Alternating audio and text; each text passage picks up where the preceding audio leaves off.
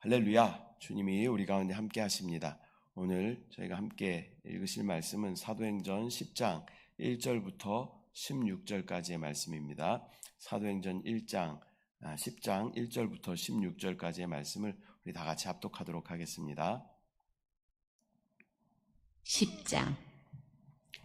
가이사랴에 고넬료라 하는 사람이 있으니 이달리아 부대라 하는 군대 백부장이라. 그가 경건하여 온 지방과 더불어 하나님을 경외하며 백성을 많이 구제하고 하나님께 항상 기도하더니 하루는 제9시쯤 되어 환상 중에 밝히 보매 하나님의 사자가 들어와 이르되 고넬료야 하니 고넬료가 주목하여 보고 두려워 이르되 주여 무슨 일이니까? 천사가 이르되 내 기도와 구제가 하나님 앞에 상달되어 기억하신 바가 되었으니 내가 지금 사람들을 요빠에 보내어 베드로라 하는 시몬을 청하라. 그는 무두장이 시몬의 집에 유숙하니 그 집은 해변에 있다 하더라. 마침 말하던 천사가 떠나매 고넬료가 집안 하인 둘과 부하 가운데 경건한 사람 하나를 불러 이 일을 다 이루고 요빠로 보내니라. 이튿날 그들이 길을 가다가 그 성에 가까이 갔을 그때에 베드로가 기도하려고 지붕에 올라가니 그 시각은 제6시더라. 그가 시장하여 먹고자 하매 사람들이 준비할 때에 황홀한 중에 하늘이 열리며 한 그릇이 내려오는 것을 보니 큰 보자기 같고 내 귀를 메어 땅에 들이웠더라. 그 안에는 땅에 있는 각종 네 발 가진 짐승과 기는 것과 공중에 나는 것들이 있더라. 또 소리가 있으되 베드로야 일어나 잡아먹으라 하거늘 베드로가 이르되 주여 그럴 수 없나이다. 속되고 깨끗하지 아니한 것을 내가 결코 먹지 아니하였나이다 한데 또 두 번째 소리가 있으되 하나님께서 깨끗하게 하신 것을 내가 속되다 하지 말라 하더라. 이런 일이 3번 있은 후 그 그릇이 곧 하늘로 올려져 가니라. 아멘. 할렐루야. 오늘은 사도행전 10장 1절부터 16절까지의 말씀을 저희가 함께 읽었습니다. 1절부터는 이 고넬료라 하는 인물이 등장합니다. 이방인인데요. 이달리아 부대 백부장이라고 소개하고 있습니다. 근데 이 이방인에게 복음이 전해지는 것을 보게 되는 것입니다. 이 사람은 온 집안과 더불어 하나님을 경외하는 사람이었고 백성을 많이 구제하며 또한 하나님께 항상 기도하는 사람이었다라고 기록하고 있습니다. 이 다비다의 우리가 전에 봤던 이 다비다의 선한 구제를 기억하시고 그 다비다를 살리셨던 주님께서는 이방인 고넬료의 기도에도 귀 기울이시고 그 복음의 문을 열어주시는 줄 믿습니다.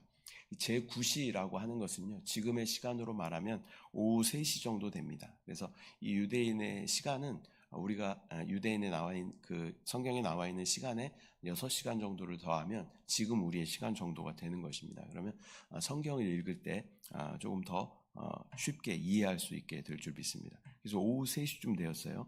그 유대인의 기도의 시간에 맞춰서 또 함께 기도하고 있는 고넬료의 모습을 우리가 보게 되는 것입니다. 신실한 사람이었습니다. 또 하나님을 경외하는 사람이었고 또 하나님 앞에 기도하는 그런 사람이었다라고 기록하고 있는 것입니다. 이러한 사람에게 이 하나님의 사자가 나타나서 요빠에 베드로라 하는 시몬을 청하라라고 말씀하고 있습니다. 이에 고넬료는 그 뜻을 알 수 없지만 자기 하인 또 둘과 또 부하 중에 경건한 사람 한 사람을 택해서 베드로가 머물고 있는 요빠로 보내서 이 베드로를 청하게 되는 것입니다. 이 9절부터 보면 이 성령님께서 입체적으로 역사하시는 것을 우리가 보게 됩니다. 우리가 전에 봤던 이 빌립이 에디오피아 내시에게 복음을 전할 때에도 하나님의 어떤 이 입체적이고 계획적인 모습들을 우리가 보게 되었습니다. 마찬가지로 오늘 고넬료 이 가정 가운데 복음이 전해지는 과정에서도 하나님의 입체적이고 계획적인 모습들을 우리가 보게 되는 것입니다. 또 마침 베드로가 기도하려고 지붕에 올라갔더니 주님의 환상이 베드로에게 나타나는 것을 보게 됩니다. 고넬료도 기도하려고 할 때 하나님의 사자가 나타나 말씀하여 주셨고, 또 베드로도 시간을 정하여 기도하려고 했을 때 주님의 음성을 듣게 되는 줄 믿습니다. 제 육신은 지금의 시간으로 말하면 정오쯤 되는 시간입니다. 점심시간쯤 됐기 때문에 마침 베드로가 시장할 때였어요. 그때 하늘로부터 음식이 내려옵니다. 보자기 같은 그릇이 내려오고 내 귀가 묶여져 있는 그런 그릇이 내려오게 되는 것이죠. 베드로가 시장한데 그 음식을 보니까 이 유대인들의 어떤 율법에서 금기하는 음식들이 그 안에 가득 차 있는 것들을 보게 되는 것입니다. 그때 음성이 들립니다. 주님께서 이것을 잡아먹으라 라고 말씀하고 있는 것이죠. 그 당시에 유대인들이 철저하게 지켰던 많은 예식들이 있었습니다. 정결 예식이 있죠. 손을 꼭 씻어야 돼요. 음식 먹기 전에 반드시 손을 씻어야 하고, 또 음식에 대한 이 율법이 아주 정확했습니다. 그래서 먹을 수 있는 음식과 먹을 수 있는 음식, 없는 음식이 정확하게 이렇게 구별되어 있었다라는 것입니다. 부정한 음식에 대해서는 율법 자체가 철저하게 그것을 부정하는 것을 보게 됩니다. 또 안식일에 대해서는 아주 철저하게 지키는 모습들을 우리가 보게 되는 것이죠. 그러나 주님께서는 이 모든 것들을 다 완성하시고 이 모든 율법의 마침이 되어 주신 줄 믿습니다. 그러나 이 당시에 이제 베드로는 이 율법에서 완전히 자유롭지 못했던 것 같습니다. 이 부정한 음식은 내가 먹을 수 없습니다라고 베드로가 대답합니다. 이미 베드로는 사마리아 땅에도 복음을 전했고요. 또 베드로가 지금 유숙하고 있던 곳이 어디입니까? 이 무두장이 시몬의 집에 유숙하고 있는 것이죠. 어제도 말씀드렸지만 이 무두장이라는 것은 이 짐승을 잡아서 그 가죽을 만드는 사람을 무두장이. 그래서 이 짐승의 사체를 만지는 것을 그 당시에는 철저하게 유대인들의 율법에서는 그것을 제한했던 그런 시대였다라는 것을 우리가 보게 됩니다. 율법에서 어느 정도 자유로운 베드로의 모습을 우리가 보아왔지만, 그러나 율법에 대해서 완전히 자유롭지는 않은 또 베드로의 모습을 우리가 보게 되는 것이죠. 그때 주님이 말씀하십니다. 그것을 잡아먹으라. 하나님께서 정결하다 하는 것을 왜 네가 부정하다고 이야기하느냐. 3번이나 그런 환상을 보여주시는 것입니다. 우리의 관념과 전통으로 그것을 제한하였던 우리의 모습들도 있는 것이죠. 주님은 우리 가운데 주님 안에서 자유할 것을 하나님께서 말씀하셔요. 그러나 우리가 어떠한 형식과 또 어떤 율례와 이런 것들로 인해서 우리의 어떤 신앙을 제한하고 있는 그런 모습들을 우리가 다시 돌아보고 회개해야 할 줄 믿습니다. 우리가 전도를 할 때 그런 경우가 종종 있죠. 전도를 하다 보면 어떤 선입견이 있어요. 저 사람은 전도지를 받아주지 않을 것 같아. 그런 마음이 들 때도 있고, 그러니까 막 표정이 너무 이렇게 심각하다거나, 아니면 뭐 적대적인 표정을 가지고 있거나, 아니면 또 너무 차림새가 너무 이렇게 누추하거나, 아니면 연세가 너무 많거나, 뭐 술에 취해 있거나, 이런 사람들을 우리가 만나게 된다면 우리 안에 어떤 선입견이 있는 것이죠. 우리의 기준이 작동함으로 말미암아 하나님의 복음을 우리가 제한하는 경우가 많이 있다라는 것입니다. 베드로의 모습처럼 우리에게도 그러한 선입견이 있을 때가 있는 것이죠. 그러나 주님의 복음은 모든 사람들에게 열려 있다라는 것을 우리가 기억해야 하고, 우리는 다만 그 복음의 통로로 쓰임받고 그 복음을 받아들이는 것은, 또 그 사람을 얻는 것은 또 하나님의 일이심을 우리가 믿음으로 바라봐야 할 줄 믿습니다. 그러나 주님은 베드로에게 나타난 환상을 통해서 주님께서 정결하다라고 하는 것을 우리가 스스로 부정하다 말할 수 없음을 말씀하여 주시는 줄 믿습니다. 기준은 항상 주님이십니다. 주님이 맞다고 하시면 맞는 것입니다. 주님이 가라고 하시면 가는 것입니다. 주님이 복음을 전하라고 하시면 전하는 것입니다. 우리의 기준으로 주님을 제한하고 주님을 조정하려고 한다면 주님은 주님이 아니시죠. 내가 주님인 것이죠. 이것을 주님께서는 기뻐하지 않으심을 우리는 다시 한번 기억하고, 주님이 말씀하실 때, 주인이신 주님이 말씀하실 때 기쁨으로 순종함으로 하나님의 놀라운 은혜를 누리는 저와 여러분들 되시기를 소망합니다. 이렇게 3번이나 하나님께서 깨끗하게 하신 것을 내가 속되다 하지 말라라고 말씀하십니다. 그리고는 그 그릇은 하늘로 올라가게 됩니다. 하늘로 올라갔다라는 것은 하나님께서 그것을 받으셨다라는 의미로 또 이해할 수 있겠습니다.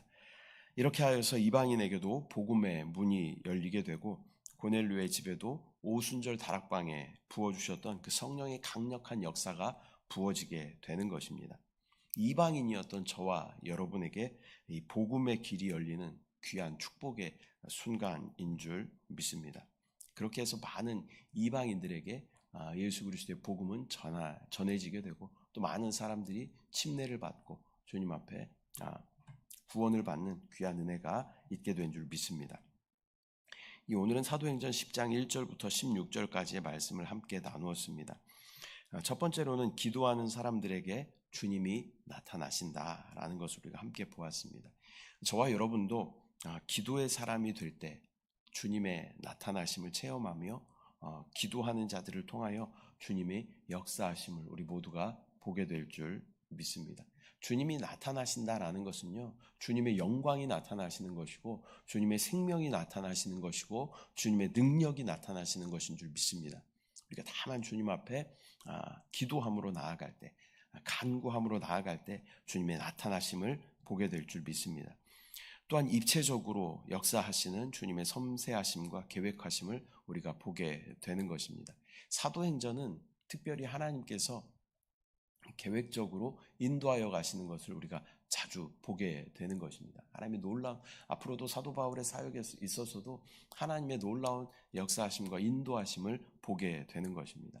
그렇게 역사하시는 주님을 우리 모두가 경험하게 될 줄 믿습니다. 우리가 인생을 살다 보면 그럴 때가 있죠. 와, 이때 하나님이 정말 이렇게 도우셨어 라고 고백할 때가 있잖아요. 그런 고백들이 우리 삶 가운데 많이 나타나기를 소망합니다.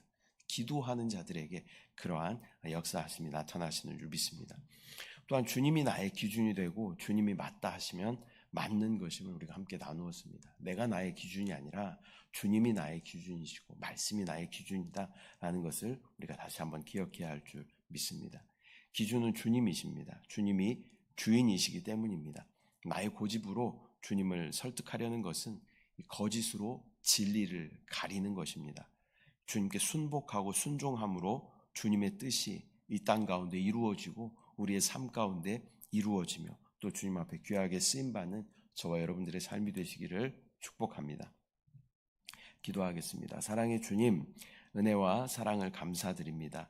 또 사도행전 말씀을 통하여서 주님이 어떻게 일하시는지 다시 한번 보게 하심을 감사합니다.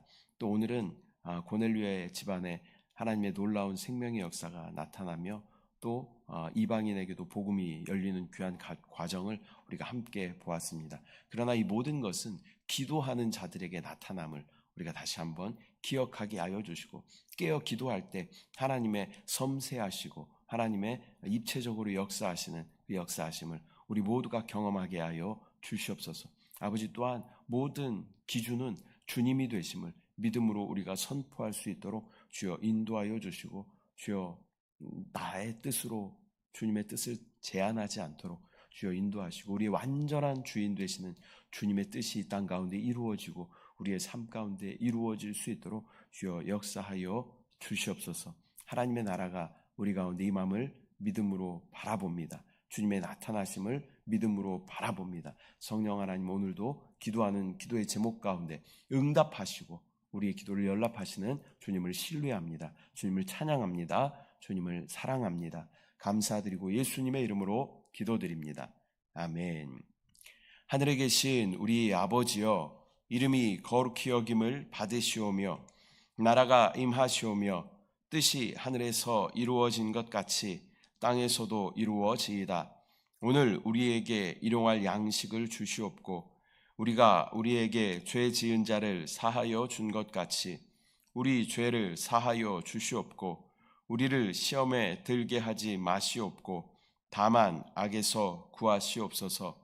나라와 권세와 영광이 아버지께 영원히 있사옵나이다. 아멘. 할렐루야.